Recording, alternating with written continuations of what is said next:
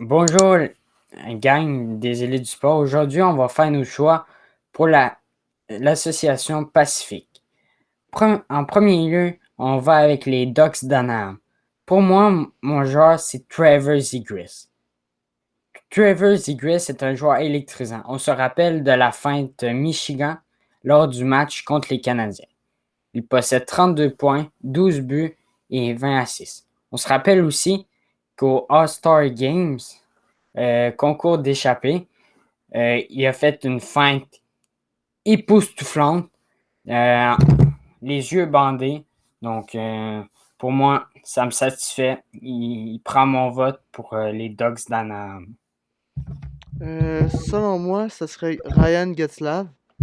Euh, non seulement à cause qu'il a 36 ans puis que sa carrière n'est pas encore ralentie, mais surtout à cause que c'est un athlète complet puis qu'il a su démontrer son talent puis sa rigueur dans les dernières années de sa carrière. OK. Quel est ton choix pour les Flames de Calgary? Moi, mon choix s'est arrêté sur Johnny Gaudreau. Euh, Dans le fond, c'est le joueur avec le plus de points de son équipe à 28 ans. Puis c'est un attaquant super productif pour son équipe. Puis c'est pour ça que je l'ai choisi. Et toi, c'est quoi ton choix? Moi, c'est aussi Johnny Gaudreau. L'Allié possède 54 points, dont 18 buts et 36 assists. Une chance que les Flames ils ont Johnny Hockey, comme on l'appelle. Son surnom, c'est Johnny Hockey. Parce que sinon, il serait au bas du classement de la Ligue nationale. Aussi, on a appris dans les derniers jours que Tyler Toffoli a été échangé aux Flames. On va en reparler à la fin du podcast. Maintenant, les Oilers d'Edmonton, ben, pour moi, j'ai choisi le monstre à deux têtes, Leon Draisaitl et Connor McDavid. À eux deux, ils ont la moitié des points de leur équipe, ce qui fait 123 points tous les deux. Euh, Comme j'ai dit, tous les deux se battent pour avoir le plus de points dans une saison. Si les Oilers veulent parvenir au titre, il faut un gardien de but de haute qualité. On sait que Price, en ce moment, on ne sait pas trop comment il va. Il est très fragile. Est-ce qu'il pourra l'acquérir? Telle est la question. On va voir dans les prochaines semaines. Toi, Mathis, quel est ton joueur? Moi, mon choix, c'est Connor McDavid. Euh, D'après moi, ce choix-là de première ronde, c'est l'un des meilleurs choix qu'il y a eu dans l'histoire de la Ligue nationale depuis Crosby.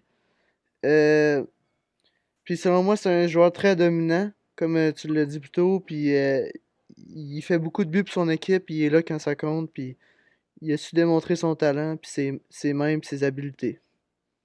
Parfait. Pour les Kings de Los Angeles, Mathis, à toi. Moi, j'ai choisi Andy Kopitar. Parce que selon moi, il se démarque vraiment beaucoup au niveau des points pour son équipe. Puis on sait pour l'instant que les Kings vont pas super bien en tant qu'équipe. Fait que d'après moi, Andy Kopitar, c'est l'avenir de l'équipe. Moi aussi, c'est Angie Kopitar.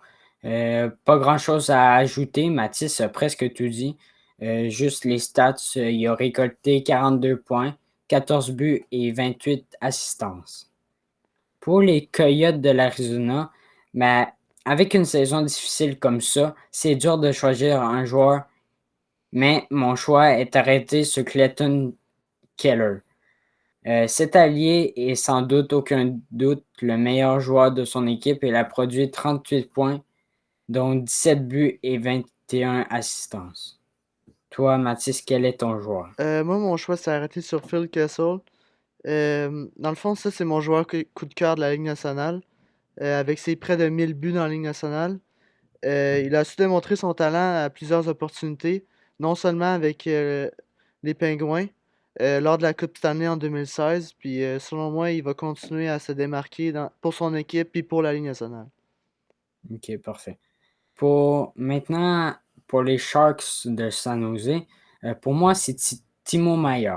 L'ailier gauche a récolté 47 buts, dont 47 points, pardon, dont 21 buts et 46 assistances.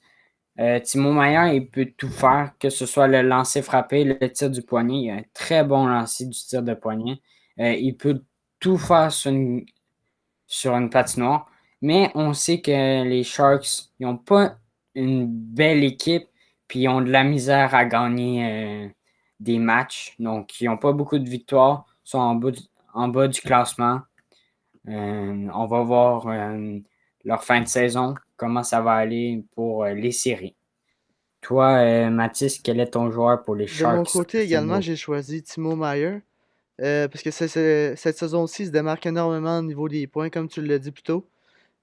Puis avec son équipe, il a su démontrer son talent, puis la complexité du fait qu'il est vraiment complet en tant que joueur. Fait que Parfait. selon moi, c'est pourquoi. C'est ça. OK. Maintenant, les Canucks de Vancouver. Pour moi, mon choix, c'est J.T. Miller, joueur de centre âgé de 28 ans. Il a récolté 44 points, 15 buts et 29 assistances. Toi, Mathis, quel est ton joueur pour les Canucks de Vancouver?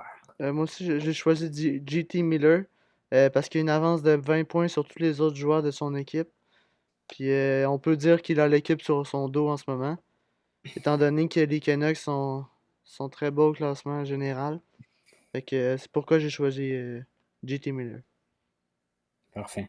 Maintenant, on y va avec la nouvelle franchise, les Seattle Kraken. Une nouvelle franchise un peu moins talentueuse que Vegas. Euh, mais mon choix est Jared McCann. Il a fait très mal à plusieurs des équipes. Au total, il a récolté 30 points, 19 buts et 11 assistants. Pour toi, Mathis, quel est ton choix? Moi, mon choix s'est arrêté sur Yanni Gourde. Selon moi, c'est un super attaquant, très talentueux, puis il a montré à plusieurs reprises son talent avec le Lightning de Tampa Bay. Fait que c'est pourquoi mon choix s'est arrêté sur lui aujourd'hui. Ouais. On sait aussi que Gourde peut des fois se battre. Des fois, on voit des extraits à la télévision qui montrent qu'il peut se battre. C'est un joueur féroce, donc très bon choix de ce côté-là. Comme on l'a dit plus haut, cette semaine, il y a eu un échange qu'on n'a pas vu venir de Ken News. On va se le dire comme en vrai bon Québécois, on l'a pas vu venir.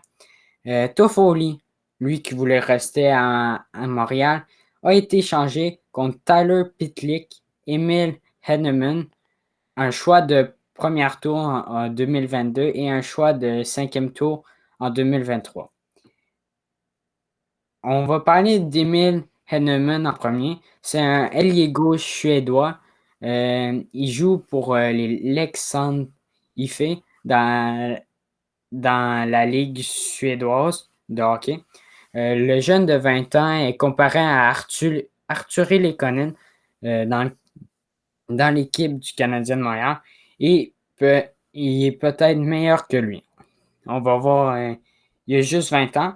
On va voir dans les prochaines années. Mais c'est un bon. Il a un très bon talent. Toi, quelle est ta réaction, Mathis, sur cette transaction? Ouais, comme tu l'as dit, ça m'a pris par surprise. J'aurais vraiment pas cru qu'il aurait fait un échange comme ça avec. Selon moi, c'est quasiment un coup de tête, mais on va voir. Ouais, on sait que Ken News, on entend parler de Jeff Petrie aussi. Ça fait plusieurs matchs qu'il fait des erreurs, beaucoup d'erreurs. Est-ce qu'on peut aller chercher un choix de premier tour contre lui? Il y a aussi des noms comme Josh Anderson qui, qui, peuvent être échangés. Tu as aussi Ben Sherratt qui va devenir un joueur autonome sans compensation à à la fin de l'année. Est-ce qu'il va se faire échanger pendant la date limite des transactions? Ça, on n'en sait rien.